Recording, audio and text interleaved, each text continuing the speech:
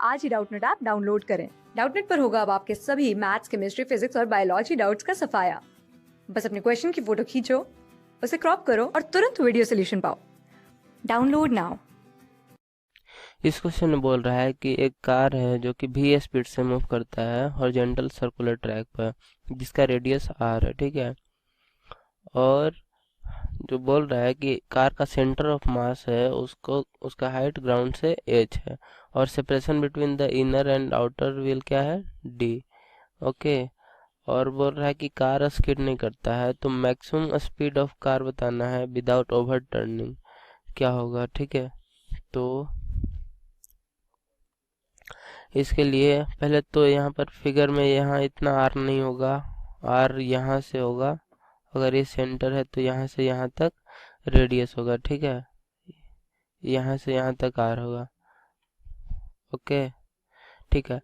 अच्छा, अब क्या दिया हुआ है कि यहाँ पर इसका हाइट है सेंटर ऑफ मास से, ठीक है। तो क्या क्या फोर्स लग रहा होगा। अच्छा, अब एक बात इम्पोर्टेंट है कि ओवर टर्निंग का कंडीशन पर देखना है। तो उस केस में क्या होगा कि जो इनर व्हील है वो जस्ट उठ रहा होगा, ठीक है, ग्राउंड से। इसका मतलब कि इनर व्हील पर नॉर्मल फोर्स नहीं लगेंगे, ठीक है, तो जीरो होगा।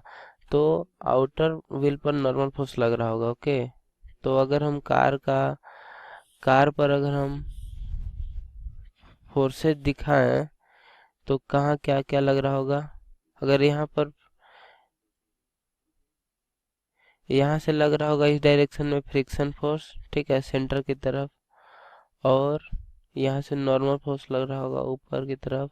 और यहाँ इसके सेंटर ऑफ मास जो कि यहाँ हाइट एज पे है, वहाँ से नीचे की तरफ mg लग रहा होगा, ठीक है। यही तीनों फोर्स लग रहा है। ओके।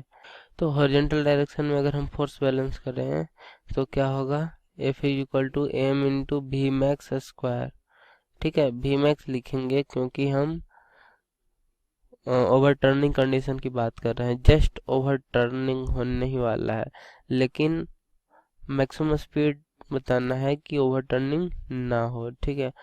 तो F is equal to m v x का स्क्वायर बाय आर होगा। और अगर वर्टिकल डायरेक्शन में बात करें तो N is equal to m g होगा, ठीक है। अब हम टॉर्क बैलेंस करेंगे सेंटर के अबाउट, तो क्या होगा, N into d by two is equal to F into h. क्या होगा, N into d by two is equal to F into h, ठीक है। तो हमको निकालना क्या है, हमको निकालना है वी मैक्स, ठीक है। और एम दिया नहीं है, आर दिया है, और ठीक है।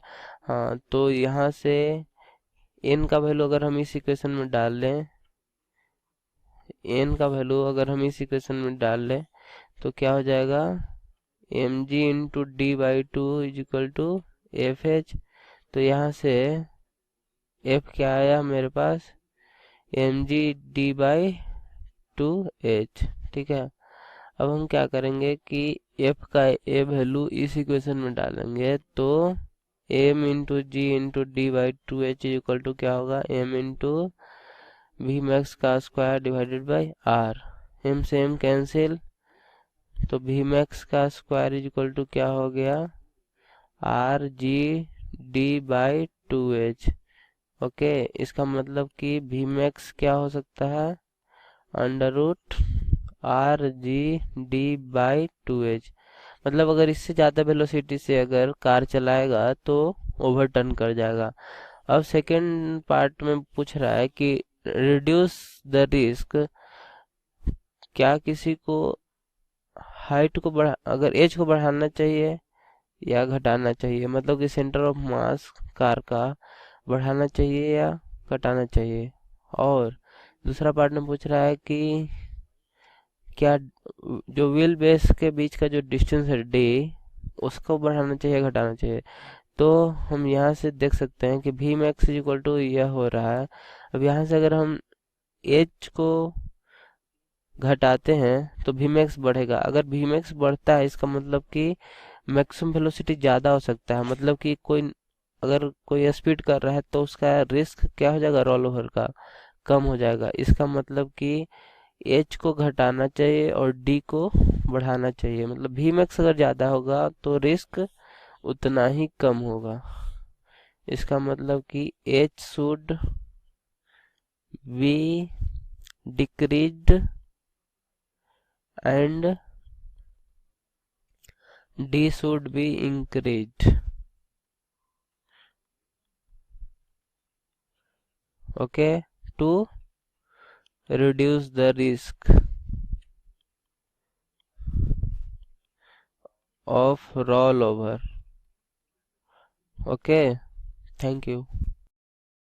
क्लास 6 से 12 से लेके नीट, IIT, जेईई मेंस और एडवांस के लेवल तक 10 मिलियन से ज्यादा स्टूडेंट्स का भरोसा।